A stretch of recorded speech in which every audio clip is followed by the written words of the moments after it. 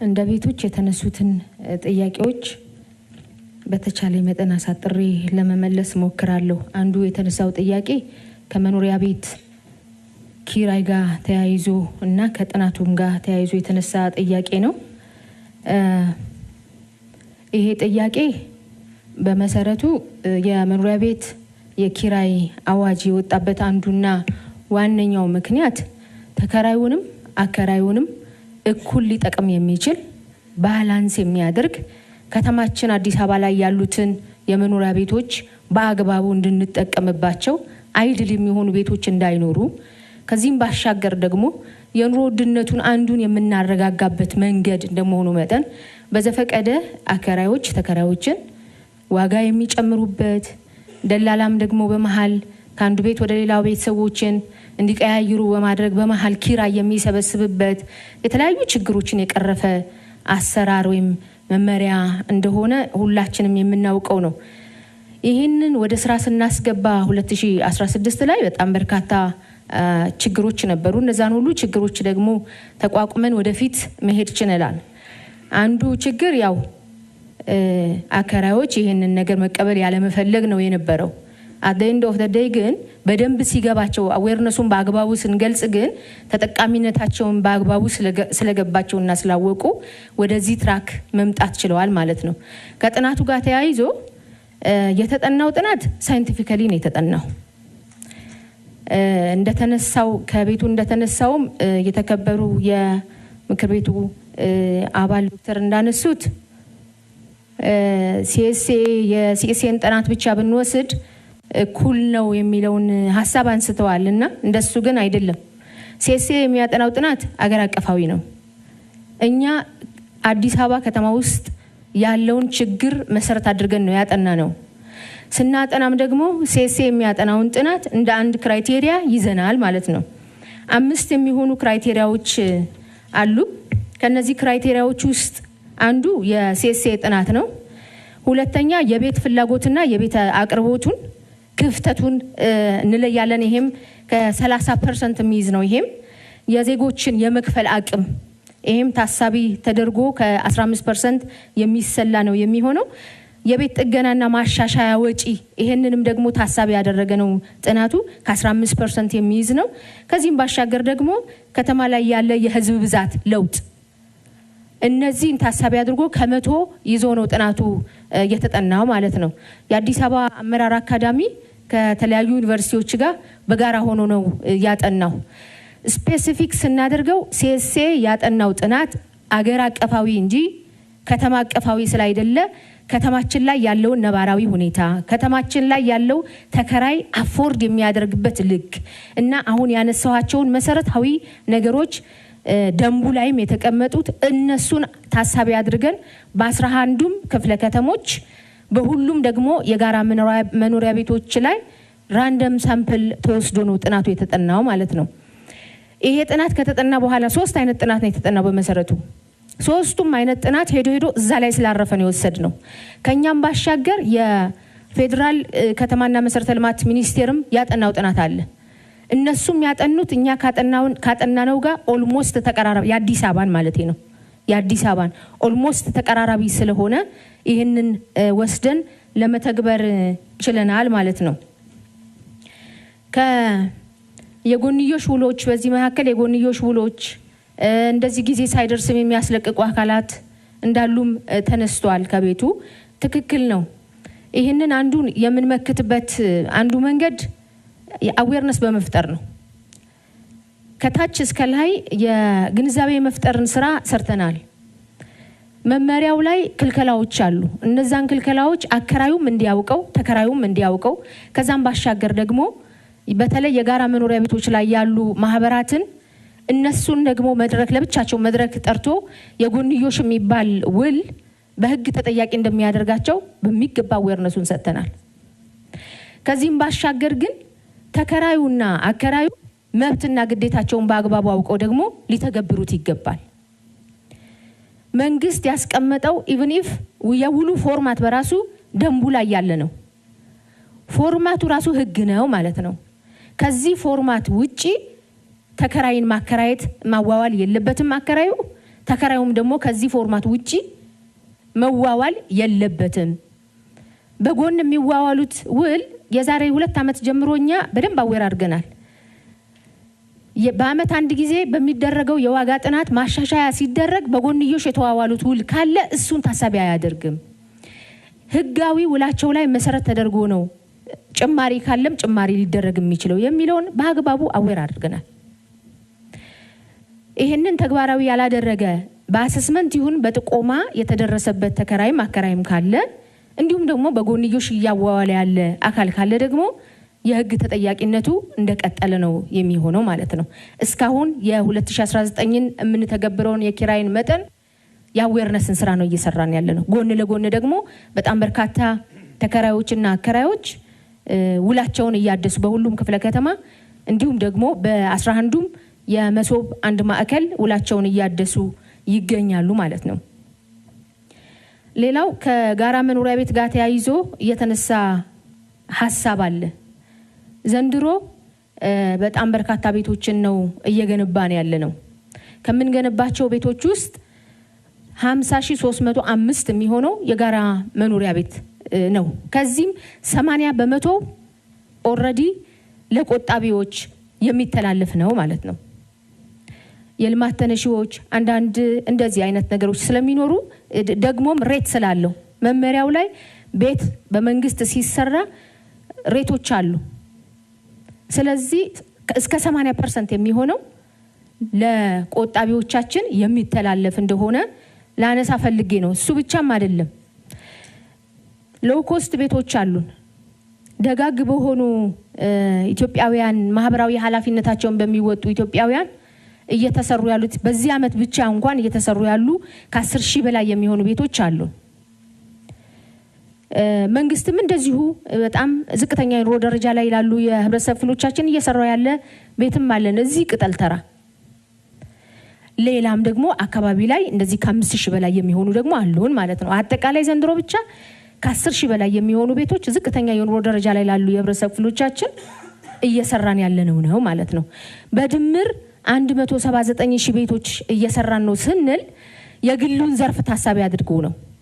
በሪል ስቴት እየለማ ያላለ፣ በግል ባለሀብት እየለማ ያላለ፣ በማህበር እየለማ ያላለ፣ በፒፒፒ እየለማ ያላለ፣ አሁን እንዳነሳሁት ደግሞ ማህበራዊ ኃላፊነታቸውን ማህበራዊ ግዴታቸውን እየተወጡ ያሉ ኢትዮጵያውያን በእነሱ እየተሰራ ያለ ቤት አለ። መንግስት ደግሞ እየሰራ ያለው ቤት ደግሞ አለ ማለት ነው።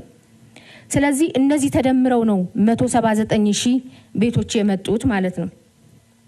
ቁጥሩን ለመጥቀስ ካስፈለገ በማህበር ብቻ ዘንድሮ 16,730 የሚሆኑ ቤቶችን እየገነባን ነው። በግል 21,090 ቤት የሚሆኑ ደግሞ በግል እየተገነቡ ነው። በሪል ስቴት ከ68,008 የሚሆኑ ቤቶችን እየገነባን ነው። በመንግስት 50,305 ቤቶችን እየገነባን ነው። በፒፒፒ 19,391 የሚሆኑ ቤቶችን እየገነባን ነው።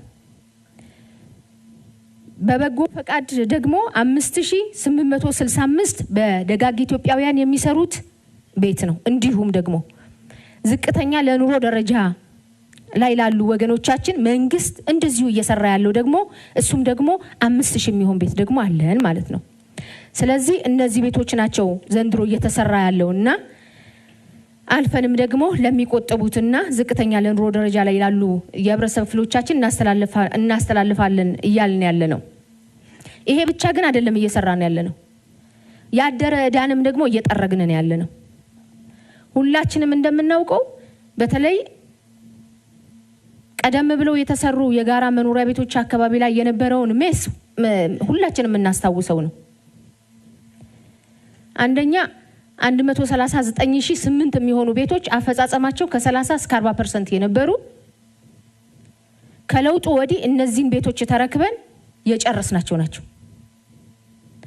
ከዛ በፊት የተሰሩ ቤቶችን ደግሞ ኢንፍራስትራክቸር የላቸውም። የፍሳሽ ማስወገጃ የሚባል የላቸውም። ቶታሊ ውሃ የሚባል የላቸውም። መብራት የሚባል የላቸውም። መንገድ የሚባል የላቸውም። 5 ቢሊዮን የሚያክል ብር በቦንድ ተበድሮ ከተማ አስተዳደሩ ይህንን ኢንፍራስትራክቸር የመስራትን ስራ የጀመረው ከዚህ ከለውጥ ወዲህ ነው። ሊፍት የላቸውም ቶታሊ ውሉ ላይም የለም ታሳቢም አልተደረገም። እንደው ሃይ ራይዚንግ ቤት ሲሰራ ሊፍት ሊያስፈልግ ይችላል ተብሎ እንደቅድም አልተያዘም። አቅዶ ወደ ትግበራ ለመግባት የተሞከረው አሁን ከለውጥ ወዲህ ነው። ይህም ደግሞ ላነሳው እንደሞከርኩት ከ5 ቢሊዮን ብር በላይ የሚሆነውን ወጪ አውጥቶ ለሊፍትና በጣም ጥቃቅን ለሚባሉ ኢንፍራስትራክቸር መንግስት ወጪ አውጥቶ ብድር ተበድሮ እየሰራ ይገኛል ማለት ነው። ከዚህ ባሻገር ከመደበኛ በጀት ኢን ቢሊዮን ወጪ ወጥቶ የመንገድ ስራ፣ የፍሳሽ ማስወገጃ ስራ፣ ዘላቂ ጊዜያዊ ሳይሆን ዘላቂ የፍሳሽ ማስወገጃ ስራ እነዚህ አይደለም ከ139 ሺህ ከተረከብናቸው በፊት የተሰሩት ይቅርና 139 ሺህ በለውጡ እንኳን ተቀበለን የሰራናቸው የፍሳሽ ማስወገጃቸውን ዘላቂ በሆነ መንገድ ነው የተሰራው ማለት ነው። ውሃ አልነበራቸው። ውሃውን ተደራሽ የተደረገው ከመንግስት በጀት ወጥቶ ነው። መብራትም በተመሳሳይ እውነት ነው ያላጠናቀቅናቸው አካባቢዎች ስሪ ፌዝ ያላጠናቀቅናቸው አካባቢዎች ነበሩ። አግሬሲቭሊ ግን አሁን ገብተንበታል። በጣም በርካታ ቤቶች ቆጣሪ ገብቶላቸዋል። የስሪ ፌዙንን የማያያዝ ስራ በጣም ተጀምሯል። እሱን አጠናክሮ መቀጠል ይጠበቅብናል።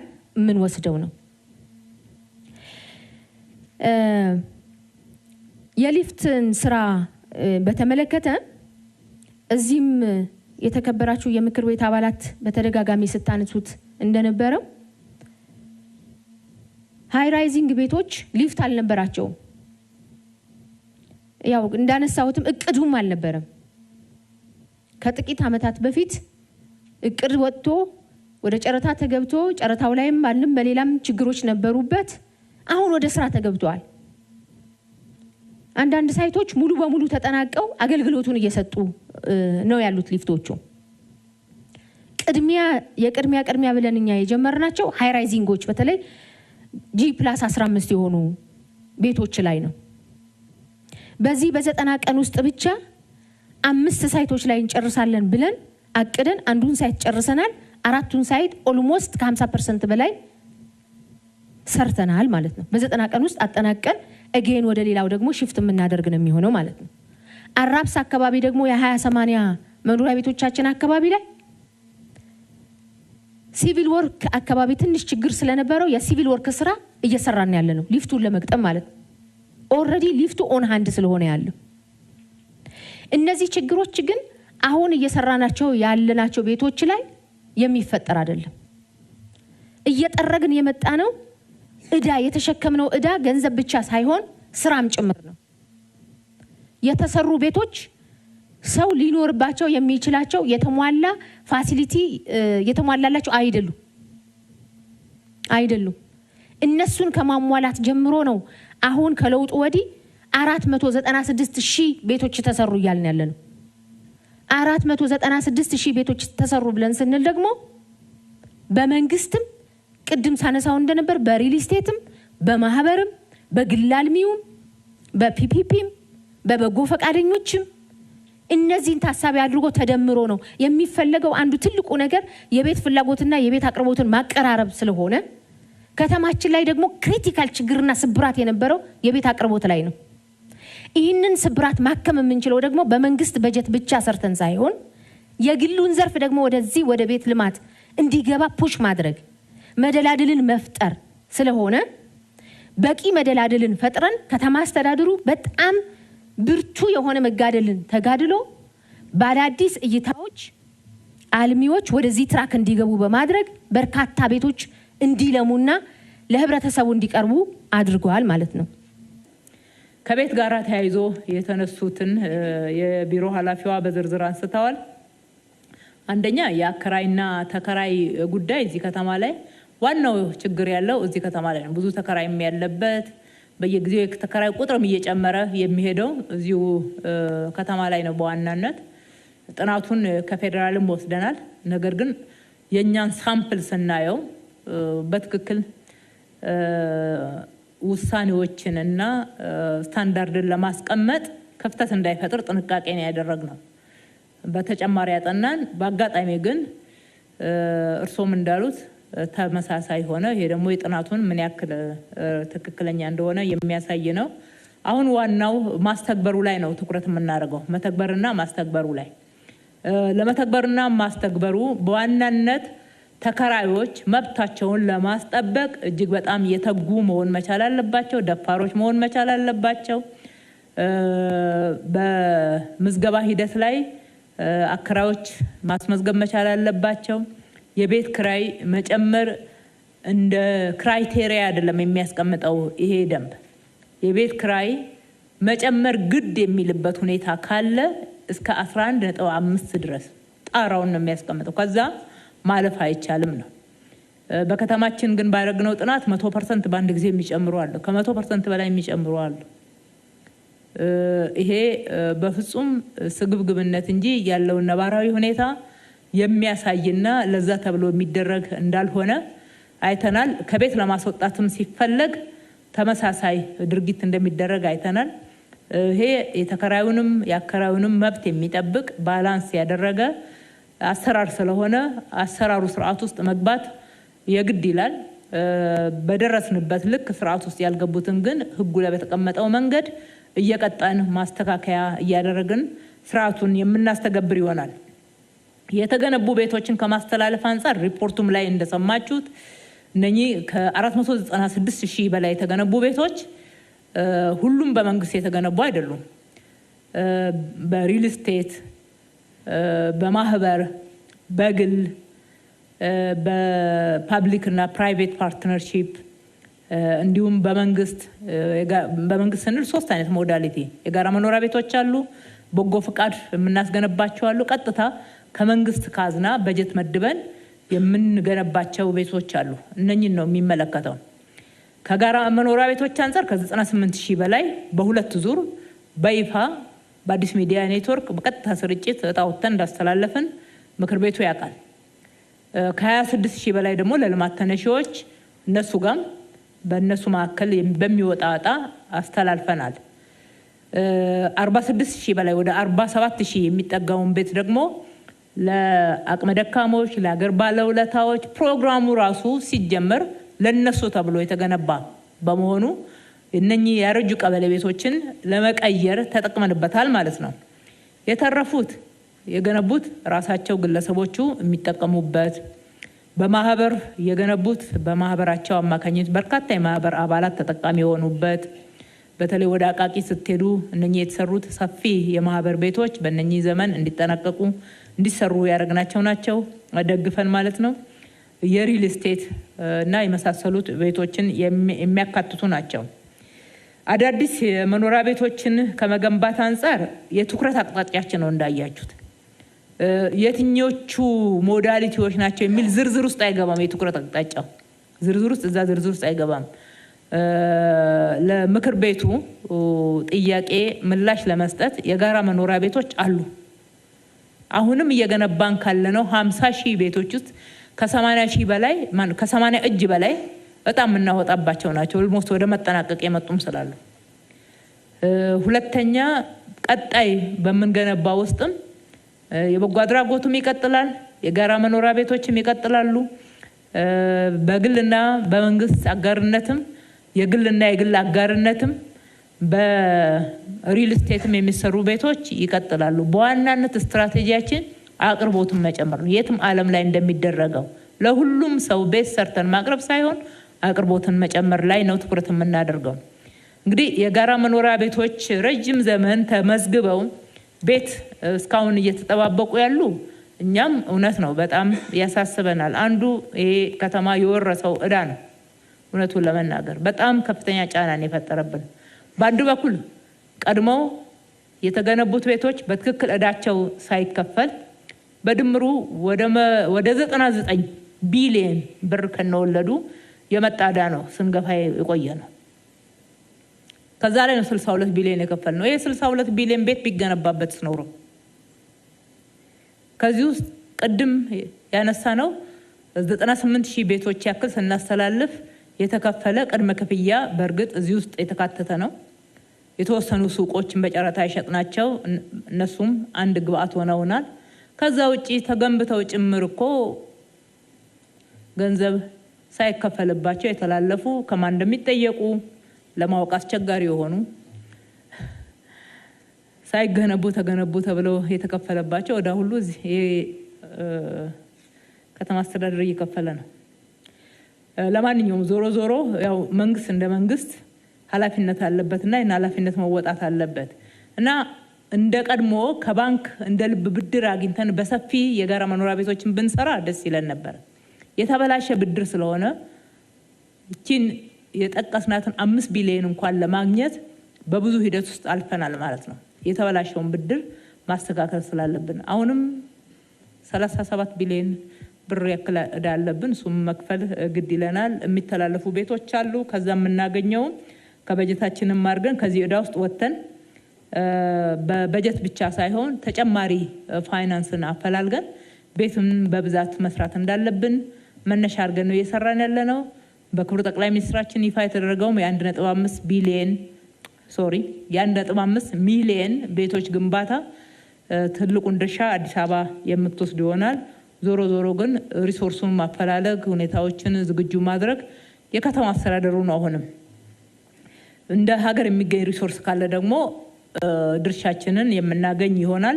ይሄም እየተሰራበት እንደሆነ እናውቃለንና የጋራ መኖሪያ ቤቶች ጉዳይ ችላ አላልነውም። ግን ቆጣቢዎችን የምንለው ወቅቱን የጠበቀ ምክንያታዊ የሆነ ዋጋ መክፈል ግድ ነው የሚሆነው። የዛሬ 20 ዓመት በነበረ ዋጋ ቤት ማስተላለፍ አንችልም። የጋራ መኖሪያ ቤቶችም የተወሰነ የዋጋ ማሻሻያዎች ያደርገናል። አሁን እየተላለፉትን